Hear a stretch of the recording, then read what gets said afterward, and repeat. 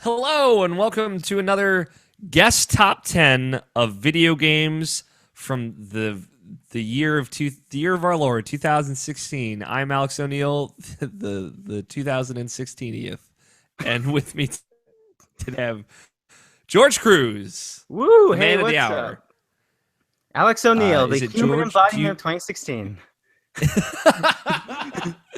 I would like to hope of all of the things you gave us in 2016, the articles that you wrote for IP were beacons of hope for people. You Aw, did thank terrible you. things so they didn't have to. Right. I took more bullets. Yeah, man. No, you have a lot of fans in the Irrational Passions community. People love your weird picks for video games. Yeah, we got one coming in soon. Yeah, I'm excited for it. Hopefully, if Game of the Year content doesn't kill me, which there's a distinct possibility that it will, that'll be out soon and people will be able to read it and love it. That's how we end 2016. It's just gonna kill you. I mean, but it's poetic. So Yeah, it is poetic, exactly. It all comes together. Mhm. George, you're on the internet. I am on the internet at superherojar26 on twitter.com. Yeah, but it's superhero, not superhero. Right, super. Yeah. Bad SEO. I don't know. Whatever. your I don't know name's what to change it to. your name's George, spelled all weird. Right, Jurge. It's just a disaster. I love it though. It works out. You know, it makes you a little bit more unique. Bringing it in, and then you just write weird shit to go along with it. So I Yeah. think I think everything worked out in your favor. You write for irrationalpassions.com occasionally. hmm Do you write anywhere else right now? Right. I mean, I write for my own personal blog. I just post whatever is on my mind. Do write ups for my podcast, my movie podcast, and games podcast. We should be having our top 10 movies of 2016 soon. And just look for opportunities. I wrote something for Pixel Pulse Radio twice, actually. So yeah, I'm just around the internet as most people are, just scavenging the wastelands of the internet, looking for someone to give you attention. The wasteland that is irrationalpassions.com. Yeah, no, you write cool stuff. Gotta get you out in that freelance game now. You got some clips. Time to send you to the wolves. Oh God. The wolves being the editors of the internet. What was the best movie of 2016? Oh man, trying to get a scoop here, huh, Alex? Oh, Yeah. we have to wait, boy. Well, I mean, So this isn't gonna go out for like 2 weeks. So. that's true. That's true.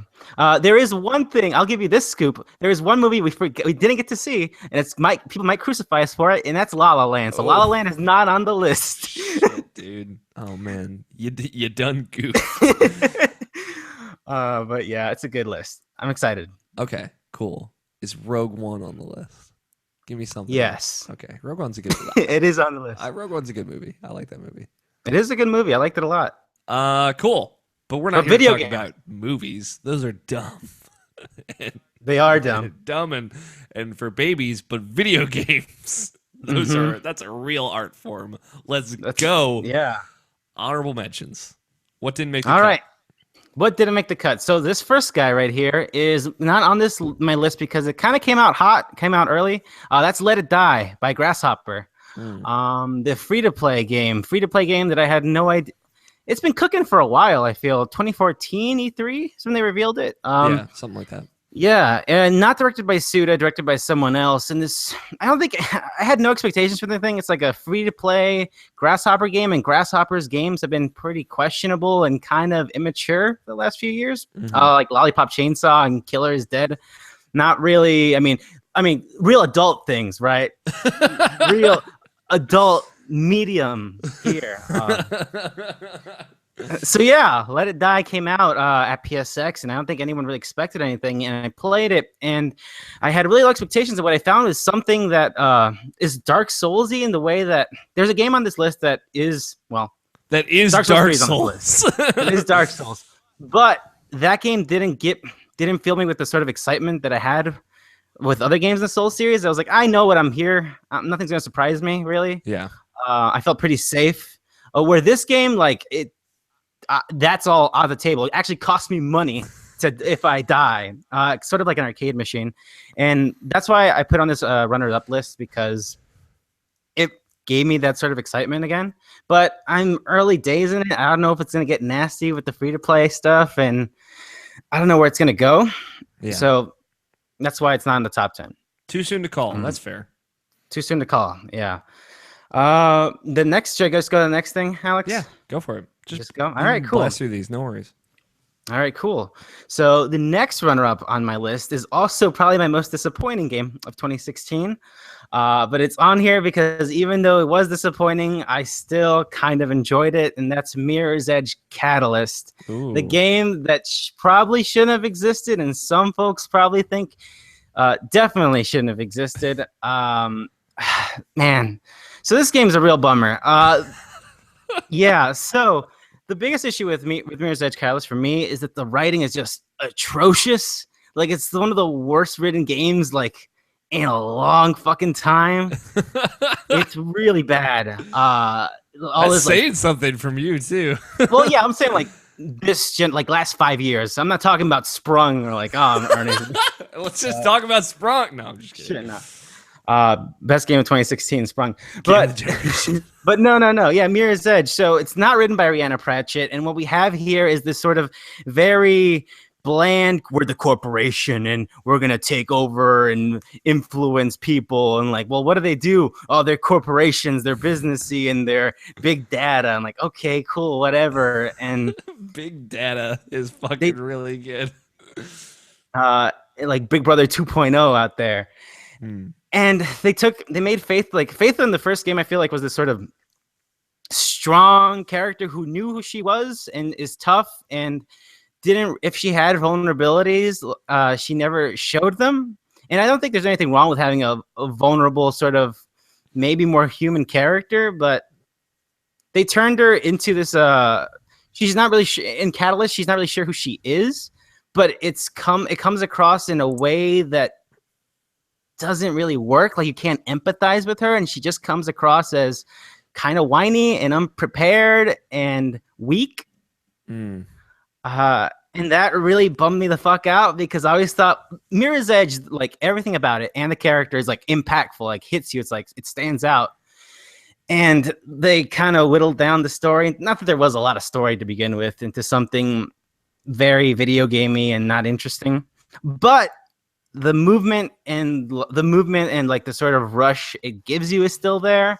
And I had a lot of fun traversing the world, if nothing else. It reminded me, that game and Titanfall 2 are probably very similar. Yeah. It's very like fluid, very like connect, jump off this wall so you can hit this guy, do a roll, and then punch this next guy. And that stuff's still there, and that stuff's still great. But I think this writing is too bad to be put on this list. They flubbed it. And I don't know if I'll get another one. I think that's it. Yeah, I had another person who loved Mirror's Edge end up putting that on honorable mentions because it was such a bummer. So, also not great on consoles, but that's all my honorable mentions. That's it for that. Okay, let's roll into it. Number 10. Number 10 from the bottom. Now we hear Reigns. What? Reigns. What? I've never heard of this game. Really? Yeah. Wow, you never heard of Reigns? Okay, so Reigns is this mobile game. It's put out by Devolver Digital. I don't know who the developer is, but the soundtrack is made by Disaster Piece. Do you know Disaster Piece? Oh yeah, I know Disaster Piece. Yeah, so we're walking into like, okay, this is some good shit right here. Good. So Reigns is the politics part of Civilization mixed with Tinder, I guess is how you... this game. Yeah, this game. Yeah. I know Disaster Piece did the soundtrack to this. Neither did I. There's only like a few tracks, but it's definitely Disaster Piece. But yeah, he's in this. So yes, you are a ruling king. And I guess it's sort of a roguelike in the fact that your character is pretty meaningless. Like, he'll die and you'll go through another king, sort of like in Rogue Legacy, where like the next person in the legacy carries on and kind of deals with the repercussions of the previous guy. And so this game is you're swiping left and right to make decisions on how to rule your kingdom. Like, do we give the church more money so they can build more churches? Should we invade the next kingdom? That might be a good idea. Like, that will give us more power, but also it'll cost us a lot of money, and we'll probably lose a lot of soldiers. And it's that sort of like managing a kingdom. If you're a king, I'm not a king. I don't know what that is, but this game lets me vicariously live that, I guess. Yeah, it's this sort of it's pretty engaging at first, but the choices sort of repeat after a while, and then once it gets to the sort of combat system of it, I wasn't really sure how it all works. Still not sure, and that's what's kind of making it only be on number 10. Okay. But yeah, I just found like those are decisions that you make. Like, well, do I do this or that? And it's just like Tinder. It's just a swipe left or a swipe right, and those decisions are really engaging and like thought provoking. It's like, well, where would this go? Like, sure, this money will be nice now, but the people aren't going to like me for this or so. Do you feel like the repercussions of those a lot? Yeah, like almost instantly. Like that's why it's so difficult. Like to actually, because you want to have a long reign as king, but you can very easily give the church too much power, and then the church takes you over, and then you're like, well, I'm dead. Or you don't pay attention to your peasants, and they revolt, and then you're dead. Yeah, I think like managing all of that stuff is difficult and engaging. Okay, I like that it's boiled down to like or don't like as well. Yeah, it's like simple and deep, but you'd want in a mobile game. It's pretty damn good. All right, I like it. Yeah. Tony had played it on the show. We'd only talked about like the 1 week that he brought it up, and it seems like a cool idea. So is that Reigns? Yeah. REIGNS? Right. Yep. Reigns. Okay. Just make sure I know how to spell rain. All right. Writer Alex O'Neill. Writer, editor. That's right. I'm the guy judging your work. Yeah. What about number 9?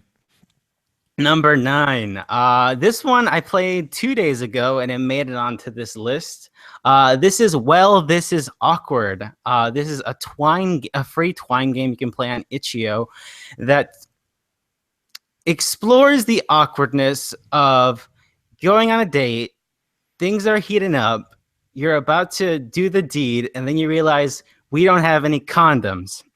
And so you have to go get condoms, and this game is about going to go get condoms while still kind of being horny and not get yourself so embarrassed that you're like, fuck this, just go home, forget about me, you never saw me, this isn't happening. Oh my God. Yeah, it's really good. It reminds me sort of Sybil by Nina Freeman. It is that it's exploring sexuality and like letting that out, like kind of exploring like, well, I remember when I was online and talking to people, and boy, I was just a fucking sexist prick back then. That was embarrassing. Yeah. And this is all like, oh fuck, I remember when I went, this old lady was next to me, and she wouldn't she was sort of judging me. I was trying to choose out what condoms to get. Maybe I should just walk away. Fuck this. But yeah, this game is on this list because it's incredibly human. It touched me, and it's about sex. Like I like games that like open up the discussion of sex because it's ground not trodden, that it's like when someone does it, it's so exciting. Which is why I like Sybil so much. And yeah, it's a Twine game, so it's kind of like a choose your own adventure sort of thing. So there's not like graphics and stuff, but they do some neat things with like text messaging and stuff. That's fun. Okay. But yeah, it's a simple game, but it had an effect on me, and it made me smile and made me feel awkward in a way that was good enough to be on this list. And I think more people should play it. Because that's what I think like these lists are. They're sort of a small window into a person and like what made games in 2016 great. And I wanted to give This Is Awkward a spot on my list. That's really cool. Where can people play it as well? So yeah, this is on itch.io. So you can just look up, well, this is awkward game, and you should go to the webpage that has it. It's developed by Emma Kidwell. You don't have to pay anything unless you really want to, just to support the developer. But yeah, anyone could go play it. I think you can even play it on your phone if you want to. It's mobile available. So Yeah. I think there was Kara Ellison made a Twine game, right? she did. Yeah. Yeah, she did. That's the only one I think I've played, and I really, really loved it. Actually really like that format. Kind of like Depression Quest. Yeah, it's weird, like how we didn't think something so simple would affect you, but that simplicity really hits you. I don't know, like it's like the black and then the white text, and just like I don't know, Yeah. it's moving. I think like especially maybe this is me just being all artsy fartsy. Like as a writer, and maybe you feel the same way. Like I think it engages you a little bit more because like there is such a creativity to just the written word that you don't give enough credit. Yeah, Nina Freeman also made some Twine games that are pretty damn good and pretty. She lets herself open there. They're pretty good. That's cool. Well, this is awkward. I like that. I figured that you would probably have some good different picks, and so far I've been correct. Number 8. Thank you. Number 8 is, I don't know if this counts, but TKO from the Jackbox Party Pack 3. Okay. Holy fucking shit, this game. I don't understand. So TKO is this game in Jackbox Party Pack 3, which is the studio that makes a bunch of party games to play with friends on mobile devices. And I feel like a lot of their games, I think I love You Don't Know Jack, but You Don't Know Jack is ancient. Like I haven't played that in the 90s. And I think every game since has sort of been a spin on kind of the same idea, a sort of Cards Against Humanity, like twist on a traditional game you might have played, like a different board or card game you might have played with a little twist. Yeah. And I think TKO is like the most original and most innovative and most engaging thing they've ever made. It's this thing that allows you. So I'm just getting a little ahead of myself, but TKO is this game. You and your friends are assigned to make some drawings that are going to be on a T-shirt.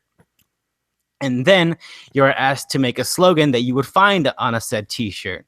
After that, your friends vote for which T-shirt and which slogan they want to match up. And then those T-shirts go head to head with another T-shirt, and the party votes which T-shirt is better. Yeah. It's the best part is that like you are writing the slogans without the context of seeing the other T-shirts. Exactly. Right. You've only ever seen your 2 drawings that you did at that point, and you're just like, I don't know, a slogan. I don't know. And then Tigers Attacked could be one of your slogans. Yeah, sure. And you could just find, when you match things up yourself, you could just find something perfect for it.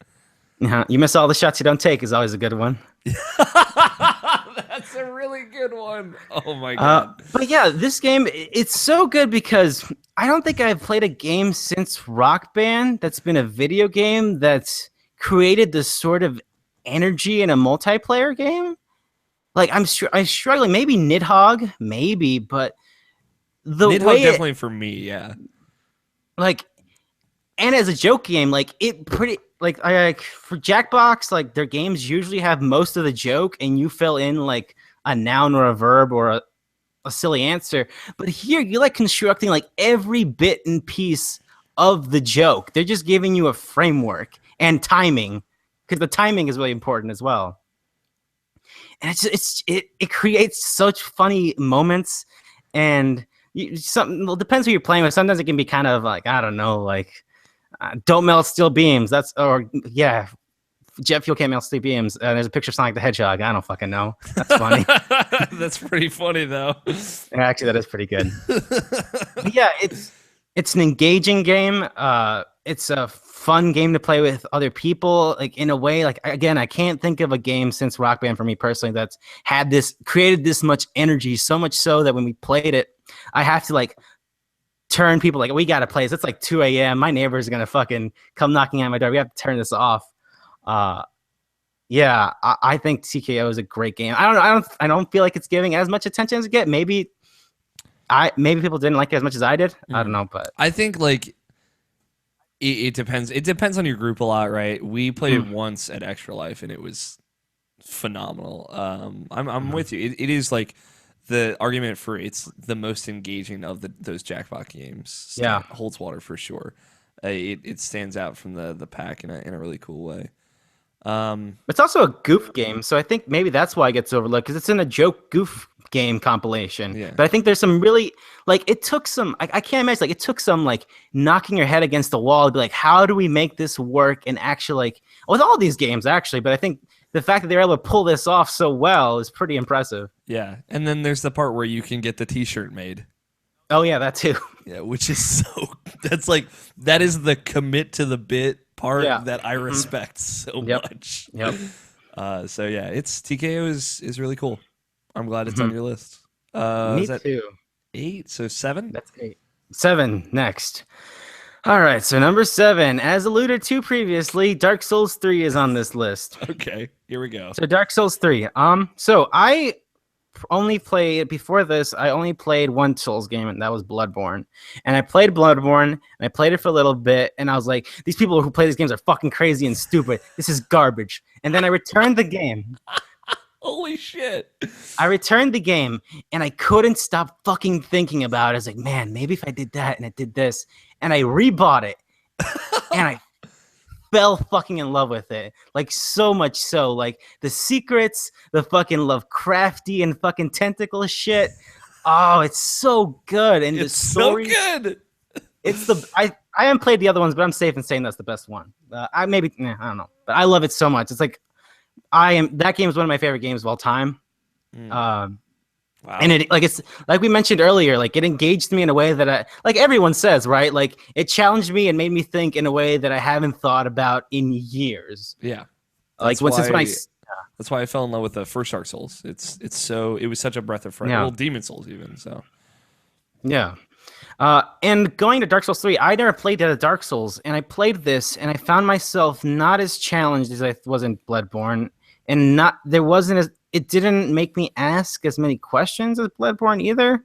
Everything seemed pretty straightforward, and there was stuff there that was from the first game that I obviously didn't get because some folks compare it to being like, this feels like the end of this series. Like it's like not only is like someone, I forget where did I read it, but someone said it like Dark Souls 3 feels like if they made 75 Dark Souls games after, and like the world itself is tired and decaying of this whole formula and world and just wants to end because the game itself is about dying.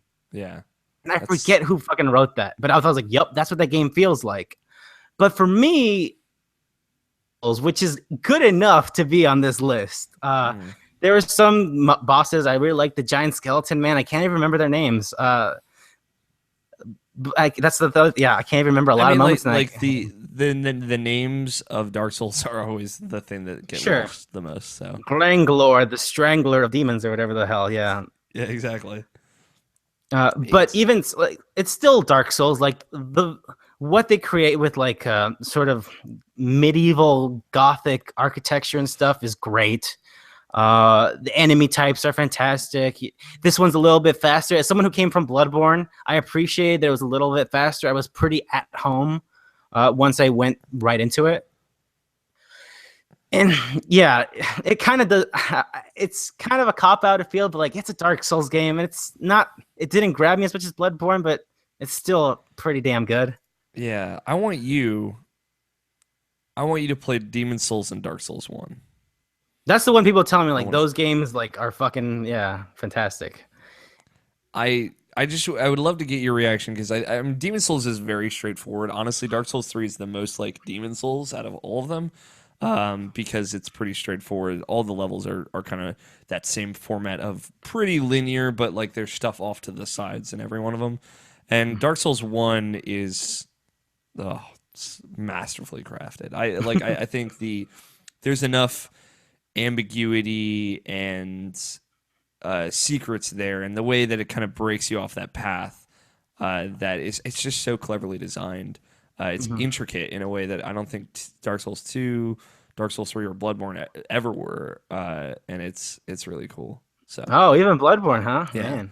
Bloodborne has some cool intricacies to it, and Bloodborne's probably ultimately my favorite of those kinds of games out of the 5, but Dark Souls 1 is really good. They need to remaster it. Yeah, dude, at the end of that game, fucking celestial being comes down from the heavens and consumes you and you turn to a slug. That game fucking rules. The game It's is so so good. metal. Oh, it's so good. It's so good. Yeah. But yeah, Dark Souls 3, number I'm 7. glad that you like that series now. Me too. Like, it was. I wasn't going to get it because I was so put off by the people who like get good and stuff. And I remember Jimmy Champagne was like, "Dude, go fucking play." Do you know Jimmy Champagne? Yeah. Are you familiar with him? Yeah. Yeah. And he told me like, "Nah, fuck that. Go play it." And I was like, "All right, cool." And then I had that whole experience where I sold it and then came back completely obsessed and I loved. Yeah. It's worth. I mean, it was worth going back to. It's very cool. Number 6. Number 6, Jonathan Blows The Witness. Damn. So The Witness. So The Witness, for those who aren't, I guess, in the loop of what it is this game where you're in an island and you are tasked with solving these line puzzles. And the line puzzles continue to add different elements to change the rules of what you thought or mess with something. And those things keep adding on until you reach the ultimate conclusion. So I didn't finish The Witness. Did you play The Witness? I did. I didn't finish it either. Okay, I got 5 lasers in. How many lasers in did you get? There's like what, 11 total? I think you only need 8 to finish it. I got 8. I got to the kind of the beginning of the final area, right, where you're kind of like essentially opening the mountain, and that is when I gave up. Like that was when I have problems with The Witness, but like that's when it pushed me away. That's how I felt. Sure. So it's on this list because, like you said, it eventually pushes you away. But when you start, it's this incredibly engaging and like thought-provoking thing. Mm-hmm. Like it challenges you mentally in a way that I don't think I ever have. But at the same time, it feels kind of like it's laughing at you the entire time. Yeah. I think Heather Alexandra, who works at Kotaku now, said that she wouldn't wish this game on her worst enemy because it feels there is this snobbish attitude in it. It feels like it's vindictive almost. Yeah, it's vindictive. But before you hit those walls, it genuinely does feel like, oh, I'm learning things and I feel good. I accomplished this thing that I had no idea how to accomplish. And when you get that, kind of like Dark Souls, even though that's trite, sure, whatever. It's like Dark Souls. The Dark Souls of puzzle games. There we go. But yeah, there it is. But no, yeah, when you get to that conclusion, it feels incredibly satisfying. And there is this sort of mystery that you want to solve. And I had it spoiled to me what is the witness? What is the titular witness? And I didn't figure it out, but when someone told me, I was like, that's fucking incredible. Holy fucking shit. I don't even know that yet. So. Do you want me to tell you? Sure. Why not? Okay, so you got to the end, so you missed this. You could have figured it out. So imagine you played this game, like I think I played it for like 35 hours until I quit. And the time kind of flies by when you're solving puzzles. But anyways, so you're at the end of this game, and at this point, your head's just filled with like puzzle logic, and you're kind of like a crazy person with scribbles of paper all over the fucking place. And so you get to the top of the mountain, and you solve the little puzzle thing, and you get down into the mountain. But if you turn around, there's a single puzzle that doesn't activate anything. It's just a circle and a line. And that circle and the line is right above a river. Yeah. So, you realized, yeah, you did this. Okay, cool. And then it has that moment where you're all like, oh shit, there's puzzles everywhere in this fucking island. Yeah. And then you witness that this island is capable of anything. Mm-hmm. And that's the sort of thing that it feels like Jonathan Blow is all like, I told you, motherfucker, I was going to show you something. Those puzzles were hell, right? But don't you feel good now that you did this whole thing? And you're kind of like, well, kind of no, really. I mean, it's fine. Okay, so I did have that experience, like when I had the moment where I realized, like, oh, like the world is full of these, and it's powerful. It's a powerful moment. It's when you start. It's really cool. Like that's one of them that I ended up doing. It's really cool because it releases these things that like these like sparkles and like this sound is like whoa. And they build these black totems in the island. I'm like, I don't know what the fuck those are. Still not. I haven't gotten there yet. No, me either. But like there is like that when you start seeing them, like there's like this mine cart, right? And Mhm. like the line underneath of it is like a puzzle, and then you can like get the perspective, and then you have to shift these things around. It's so there is cool stuff that I really appreciate. It's just like the for me, my problem was like the pacing of that game. Like it's supposed to be self-paced, right, where you kind of Mhm. pace it yourself, but like it doesn't even try to kind of direct you to what's outside of the opening. Like it kind of like sets you free, and then it like when you get to a point where you're stuck, it's like there's no guidance, which is both cool, but like ultimately, I think it hurts that game because it makes more people want to stop playing it. Sure. And if you and the game is you're supposed to pull yourself away from it, but if you pull yourself away from it too much, you're fucked because you lost all the knowledge and you can't play it anymore. Yeah, So you're done. it's a And it's yeah. crazy that that game exists, and I kind of Sure. love it. Is like it's honestly a little bit of that Kojima when you die, the disc burns itself to Oh yeah, death. totally, Like totally. but it's all like projected onto the player themselves because when you walk away, you're losing that Yeah, knowledge, sure. and it's like you're losing brain cells, and it's Yeah. horrifying, but also like cripplingly like catastrophic to playing that game, and it's kind of awesome.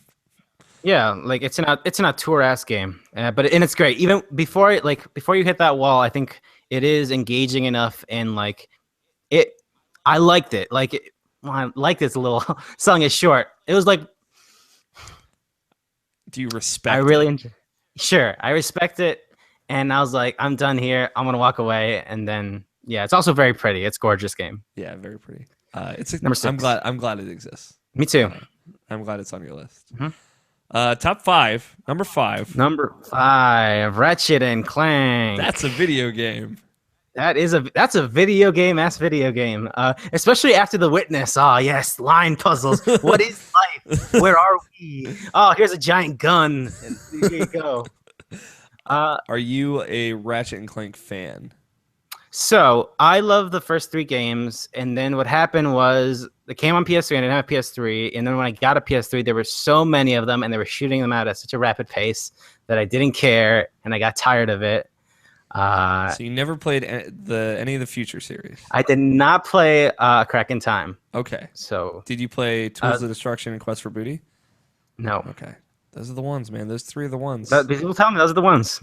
But so this game, I think for me was even more personal because of that. Because for me, Ratchet and Clank is 1, 2, 3, and I guess Deadlocked, but whatever. Deadlocked is all right. It's Okay. okay. It's fine. It's all right. It's fun. It's not bad. It's good. It's fine. But anyways, from someone who like loves those 3 games because and grew up with them as a little kid, this game felt special because it was the sort of thing where like you sit around and you're like, man, what if they took Banjo-Kazooie, threw all that money behind it, and completely remake it from the ground up? And that's what Ratchet and Clank is. It's the first game completely brought up in a way that I would never imagine them doing so. Yeah. It's when I realized that that game was more a remake than I thought it was, I was so excited. Me too. It was like, oh shit, no, this is just one. This is one remade. Holy shit. Yeah. It's like There's that thing. there's that thing. Yeah. And they're like, oh yeah, the way the hole's in this bridge on this one level? Yeah. Fuck. Yeah.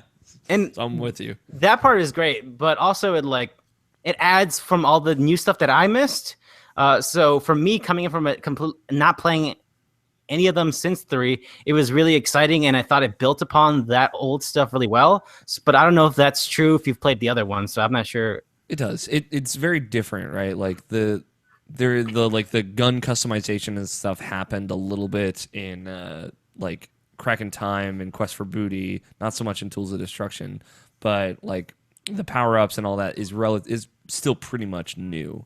So that stuff is cool. Yeah, yeah, and I had an issue with it. Like, I wasn't so hot on it from the beginning. After I was like, oh yeah, this is Ratchet and Clank 1, but I also thought it was pretty easy, and that kind of threw me off for a little bit. And my significant other also played, and she was like, yeah, this is too easy. But then towards the end of the game, it starts throwing everything at you, and you have such a diverse arsenal that it just creates these giant, beautiful fucking things of destruction, and it's so fun and exciting. Similar to another game on this list.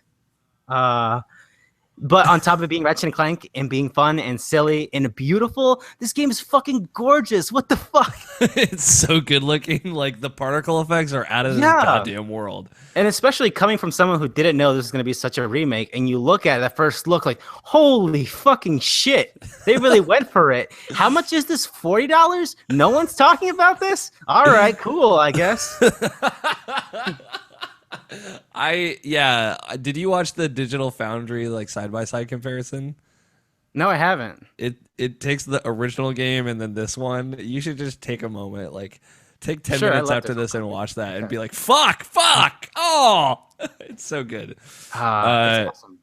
It is awesome. How do you feel about the story and kind of like the way it ended? I think the story thing was probably the weakest thing about it. Maybe it's because I saw the movie and I thought the movie sucked. Well, it wasn't suck. I did a review of it and I thought it was okay. I just thought it was very okay. I read your review of it. And I like that. Yeah. Okay. And so yeah, I already kind of knew it, and not that the original Ratchet and Clank story is great. I actually think it's better than the first one, but as someone who knew the beats, I kind of just skipped them for the most part, or listened to a podcast and then just went on up the levels. And there are some good, funny moments. I think the in-game stuff is way better than the cutscene stuff. Like the little like jokes, like, oh, it's Clyde's birthday, come get a free piece of cake. Also, we have a meeting from this and this time. If you don't go to this meeting, you're fired, or the hell. Like that stuff is cute and fun. Yeah. Yeah, I really like Ratchet and Clank. I'm glad I liked it at the end. I was worried in the middle because I hit that wall. I was like, this is too easy. And then it got to the end and it got chaotic and crazy. I was like, yep, this is great. This is awesome. Love it. Number 5 on this list. Yeah, I like the stuff they do with Nefarious in that game.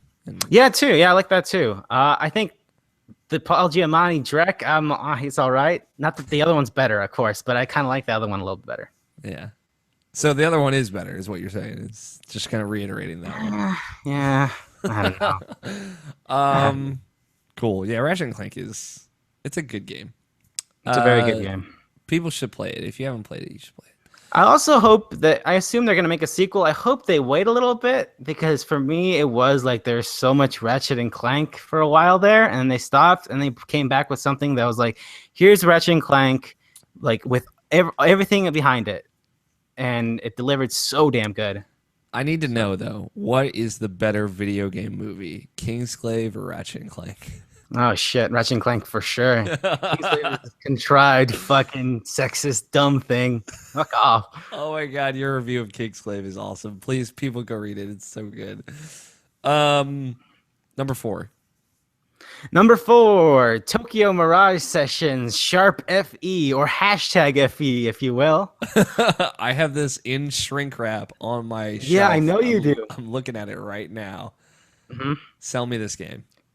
Okay, so I played this game, and I stopped playing it through the 4-hour mark. I don't know why, and I recently came back to it once it was Game of the Year stuff. And man, this game is so fun and engaging. It makes me feel good in a way that I haven't since I played Persona 4. And I think a lot of folks are saying that because it's kind of Persona, but not. They're called Performas, and they're not called shadows. They're called mirages. And we fucking, after school, we go in and we get cool suits and we go to this other realm and we fight these mirages. And we're all like, oh, I love you so much. You're my best friend. And blah, blah, blah, blah. We should go out to eat, whatever the hell. And then you go back in, you kick people's asses, and it's great. And then you sing a J-pop song and it rocks fucking balls. It's so good. I want to play this game. God, I don't think I have the time, but man, on paper, does this game sound just about perfect? It's pretty good. It's definitely not it doesn't go into that character stuff as deep as Persona, for sure, but there's enough there that it works and it makes the team feel good. Like these are my friends. I want to protect them. We're going to go up and we're going to kick some ass. Yeah. It does enough there. And it's also super kawaii and great and anime. It's wonderful. Anime. It's great. It's fucking Sailor Moon, the video game. It's so goddamn good. How does the Fire Emblem stuff play into this? They're just like the Persona things, like their spirit thing that fights. That's pretty much it. Okay. Like Crom, there's like a Crom looking dude. Crom the Performa. Yeah, and there's like that girl with the purple veil, like the purple veil. I don't remember her name, but there's like I haven't played Fire Emblem, but I can distinguish. Oh yeah, I've seen that guy in a promo thing once. Cordelia. I think so. That's just a person Oh, in I don't Fire know. Emblem at some point. Somebody named Cordelia. Other Middle Earth sounding name. Yeah, right. Yeah, exactly. Okay. I mean, I like Fire Emblem. I like kind of Shin Megami Tensei. So hmm at least parts of that kind of lineage. So I really like this game style. Like it's a fucking Atlas game, so like the UI is spectacular and has all these small details and it's fucking dynamic and stuff and it's colorful. Oh man, it's a fucking Atlas game in the Persona style and it's so good. I like it a lot. It's number 4 on this list because of that. But I haven't beaten it. But I feel safe enough saying that it's number 4 on this list and one of the best games of 2016. okay, I like it. What about number 3? Number 3 is Thumper. So Oh yeah, you're the big Thumper. Thumper guy. Man, this fucking why isn't everyone the big Thumper guy? Come on, people. Oh my god. So Thumper is this rhythm game where you're on a single lane, you're this chrome beetle, and you hit notes sort of like every other rhythm game, except the way it's nightmarish and not it doesn't really want you to have a good time. Like it's here to hurt you. You're gonna go faster and you're gonna make quick turns that disorient you, and you're just kind of surviving until the ride is over. Oh Okay. man. It sounds both cool and unique, but also like terrifying. Yeah, and that's the thing that I like about it.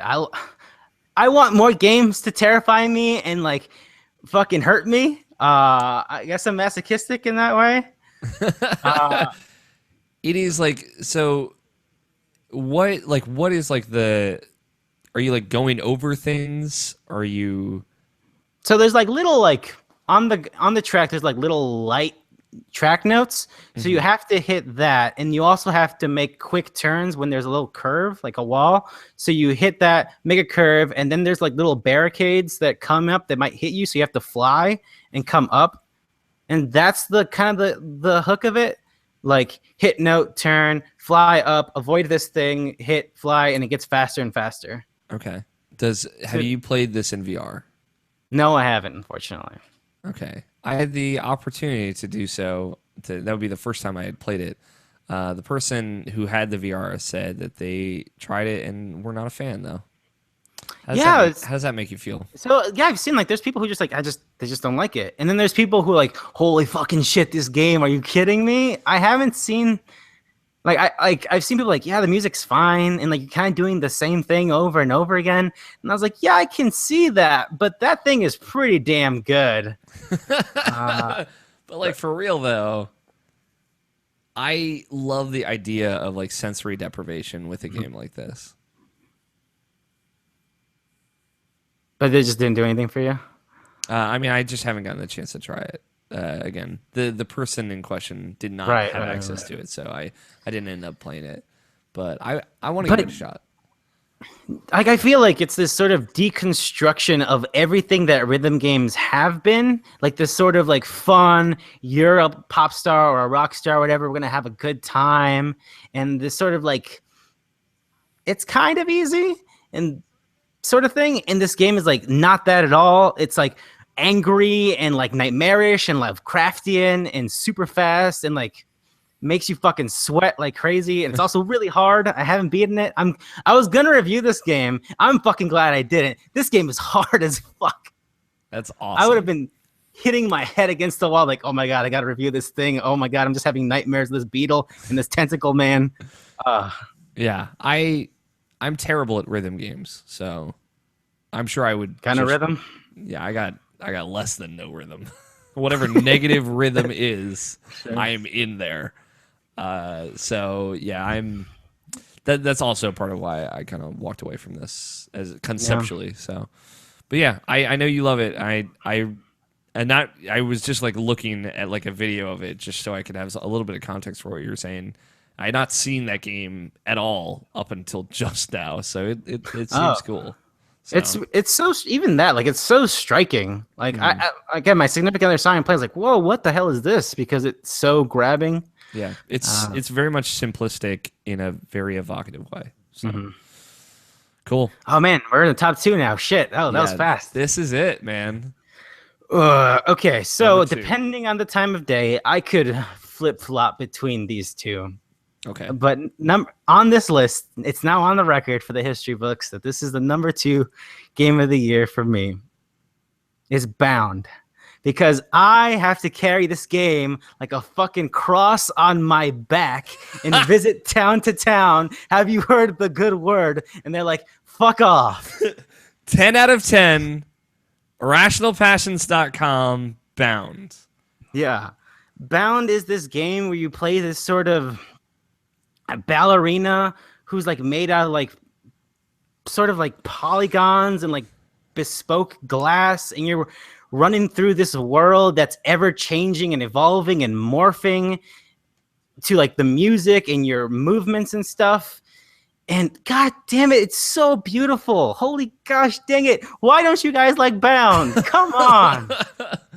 It's a very simple game. I loved the messages that you and I shared about this game beforehand. I was like, Alex, this game's gonna fucking blow the fuck up. You need to invest right now. It was right now. so good. It was like, because I mean, before it came out, like you were like very hesitant. You were excited to talk about it, and it was the same thing I went through with Journey, except I was by myself. I'm just glad that you could talk to me about it. I'm just like, yeah, like this game is gonna fucking change things, and it was awesome. Like you were so passionate about it. I think like it definitely spoke to you in a way that it's upsetting that it didn't really speak to other people about. But like it really did. Like it truly spoke to me in a way that none of these sort of experience games, I don't know what even you would call them, like your Journeys, your Abzus, your Inside, your Limbos, like none of that. I played Inside this year. Everyone's like game of the year, all that moment when you turn into that blob, that was fucking cool. But I was like, sure, whatever, man. I like Inside a lot too. Having not played Bound, because obviously I'm a bad friend and a bad editor, but I really like the things that you had to say about it, though. Like it's this modern game, like this game that is so inspired by modern art and cubism and architecture and like sculpting, and has this youthful spirit like fucking roaming through it where everything is changing and morphing. It literally feels like a living, breathing world in game. And you can manipulate the way you can use like the photo mode to manipulate your perspective on things is so fucking like I think it's just like the art really grabbed me, and the way it moves and all comes together. Fucking man, I don't know. Yeah. If you haven't, you should read George's review on irrationalpatch.com. I'm really proud of that thing. I think I said what I needed to say about that game. Yeah, I really liked it. It was a very good review, and I think like even if Bound didn't necessarily speak to you, it's easy to empathize like where you're coming from when you read that review. So, Bound's a cool game. It seems like something that does a lot. It's gonna blow the fuck up. Just you wait. Right, yeah. Wait, 2017. 2017, the year of Bound. Bound 2017. What about Bound VR? Have you touched that at all? I haven't. I don't have a VR headset. Did you mess with that at all? I'm assuming not, because you have to have the game, right? Yeah, I don't have VR yet. I had the opportunity to play it at PSX, but they threw me in something different, so I missed my chance. Single tier. Yeah, it seems interesting, but I don't know. I have my hesitations about that because of the resolution. Because for me, I'd be like, put Bound on a 4K TV, and that sounds way better than VR, because that game it's all about like shapes and like how sharp things look, and that's like and those colors, like I want to see in a fucking big ass resolution display. Yeah. So I don't know. Maybe I don't know. I think that's fair too. The aliasing might make that game look weird. All right, Bound is not number one though. Fuck. Again, I could flip flop depending on the day. You could tell me that Bound was the best game of 2016, but the record now shows that Doom is my favorite game of 2016. Game of the year, Doom. I think this is a safe bet though. Oh yeah, come on. I don't think anyone's gonna be like, oh, Doom wasn't that good, or maybe they will. I don't know. I don't know Crazy. anyone that has said Doom wasn't that good. I've had people tell me that Doom didn't engage them, which is a little ridiculous, but I could see people kind of bouncing off of it, especially if you don't like first person shooters. But Doom, man, that's a video game. That strike the record. This is the most video game of 2016. Fuck, Man. Okay, so yeah, Doom. It's a reinvention of its original Doom, and it's a reinvention in like the truest sense. It really feels like, what if they made Doom in 2016? What if id got Doom more than id got Doom? Like they understood what it was at its core and what made it great.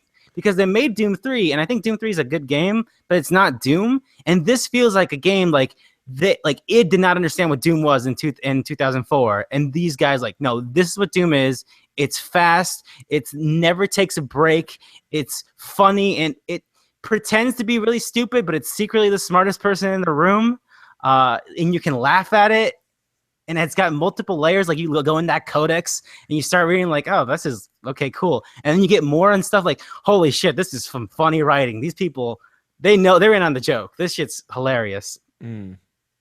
And the way you mentioned that they weren't engaged by it, and it's so weird because the combat is so, the way you chain things, the way how absolutely ridiculously violent it is, and the way it forces you to always be on your toes and never stop. And when you get hurt, instead of sitting back, you go out there and like, you're gonna get your health back out of that dude's ass. Go out there and kill.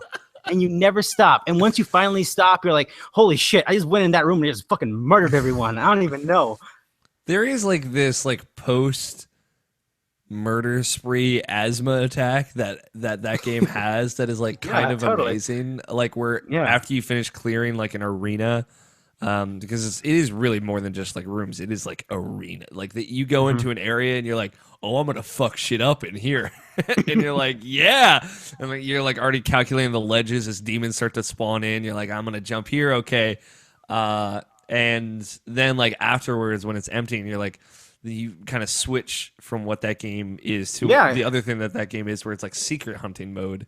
You're like, man, fuck, I really fucked shit up in this room. Yeah, it totally is that asthma attack after sex sort of thing where you're like, what the fuck, man, that wasn't me at all. I'm sorry.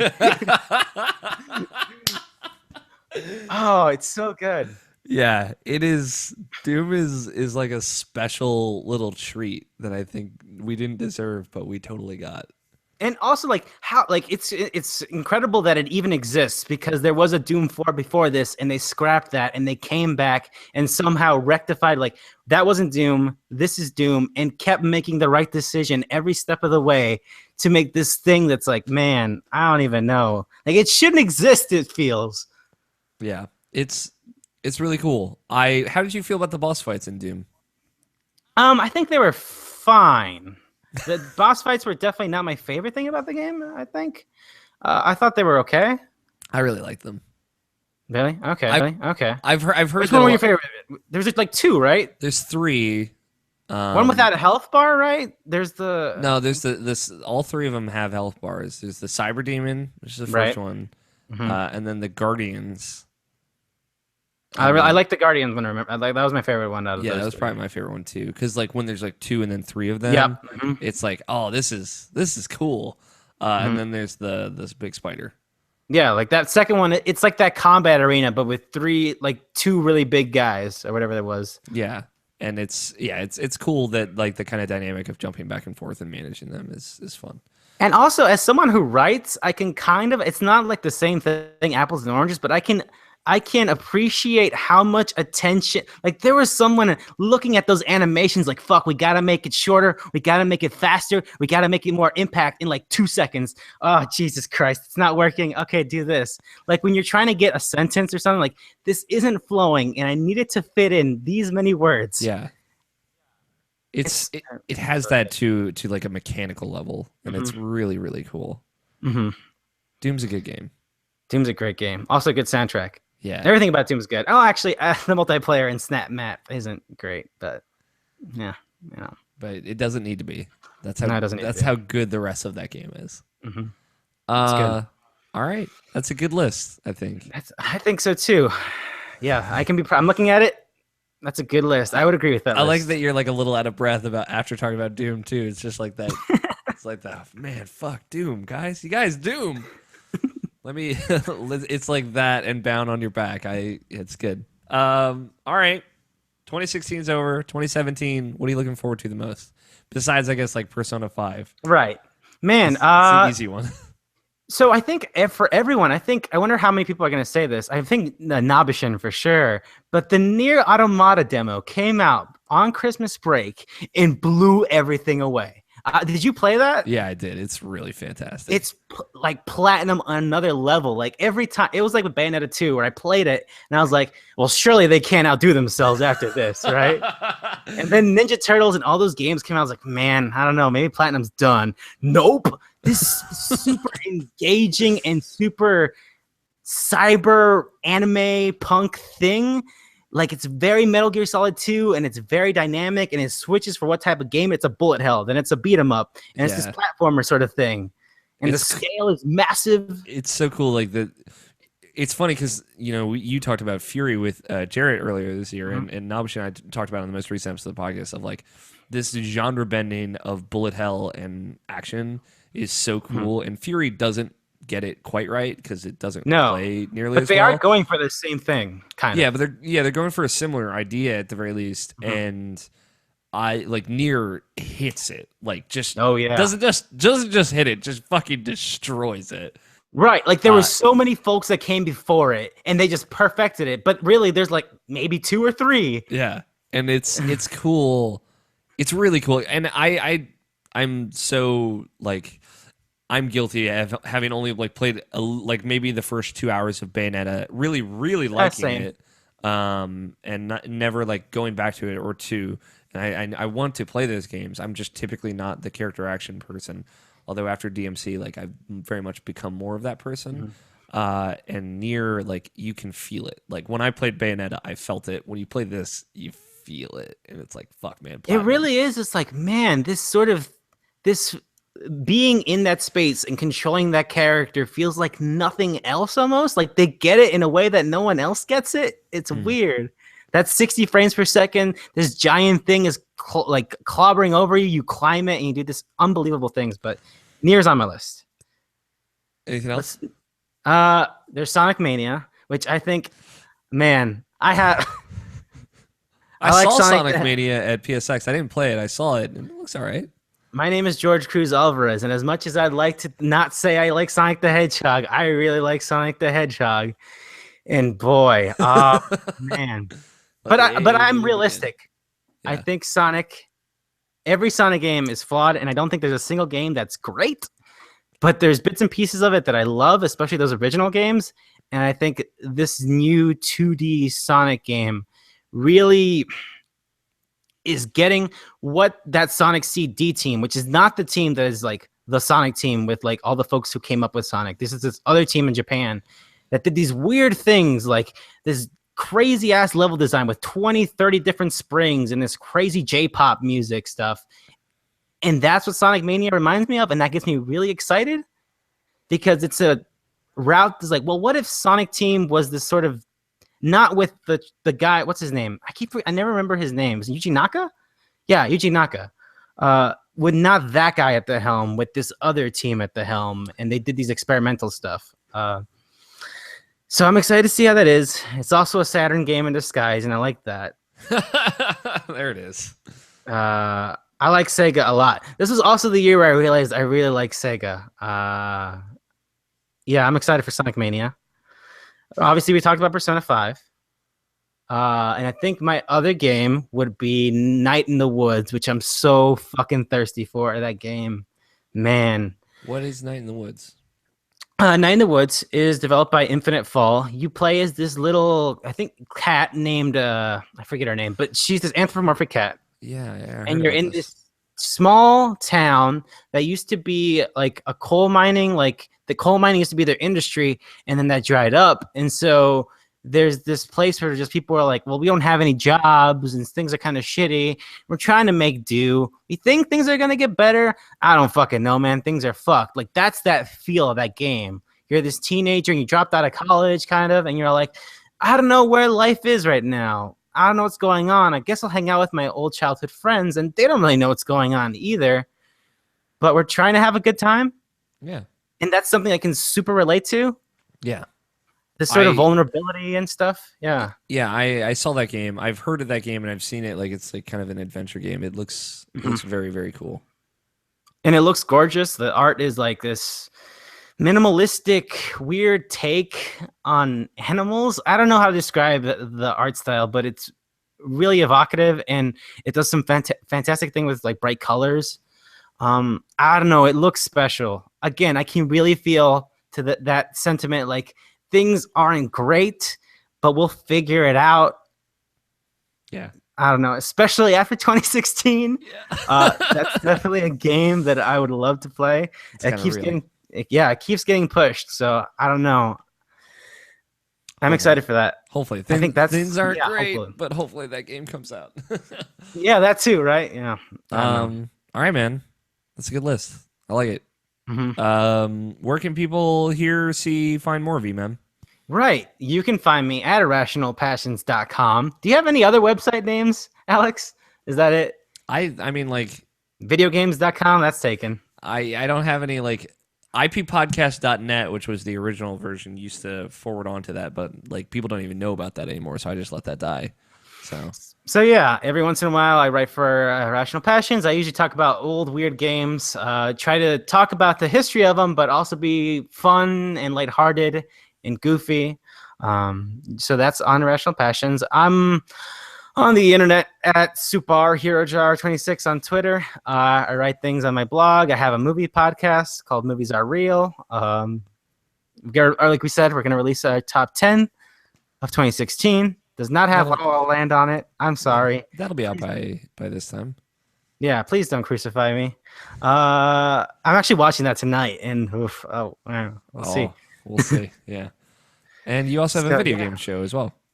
I do. Also terribly named. I don't know why I decided to use my first name for the title of this fucking podcast. George Ryan Video Games. You can, if you find my Twitter, you can find it. Me and my friend Ryan. It's a monthly podcast. We talk about the news of the month prior and the games of the month prior and what we're looking forward to in the next month. And I think that's it. I occasionally write for other sites. I'm kind of all over the place. Yeah. That's it. You're out there. People will find you. Yeah. Find me on Peach. On excuse me? Find me on Peach. You remember Peach? HelloKitty.com. Yeah. Okay. I found out today that Tyler Treese has at TylerTreese@HelloKitty.com email address, and well, that's the world we live in now. Thank you so much, Jurge, for all of the hard work you put in on IP and all that stuff. Lost Oddities is magical. I think is the general sentiment. The Jarrett Green described it the best way, which is to say, I didn't know what specific kind of video game writing that I liked, but George Cruz knew. Which is probably the highest compliment I think he could give anyone. So yes, check out Lost Oddities, and if you like this top 10, then stay here. IrrationalPassions.com, Irrational Passions on YouTube, and the Irrational Passions RSS feed. There's gonna be more guest top 10s just like this one all week or 2 weeks, however this ends up going out, and you can watch them, you can listen to them, and if you like this, maybe stay around. I imagine most of the people that are coming to this are people that already listen to Irrational Passions. So, that's say hi to me. Yeah, say hi to George on Twitter. I'm nice. I have opinions and takes on stuff. Hot takes. Sometimes cold takes as well. Like on La La Land, it'll be a pretty cold take on that one, huh? It is a movie. I believe it is a film. I didn't know it was a musical before I went into it, so that'll tell you how hot my take was. Yeah, I liked it a lot. I know. I saw. I went in blind, so that's why. And yeah, the Irrational Passions Game of the Year episode is going up as well. 5 parts, 5 arguments 5 broken friendships, even though there will only be 4 of us. But I gotta 999. Gotta keep it real. That's all I got. And as always, it has been my pleasure to serve.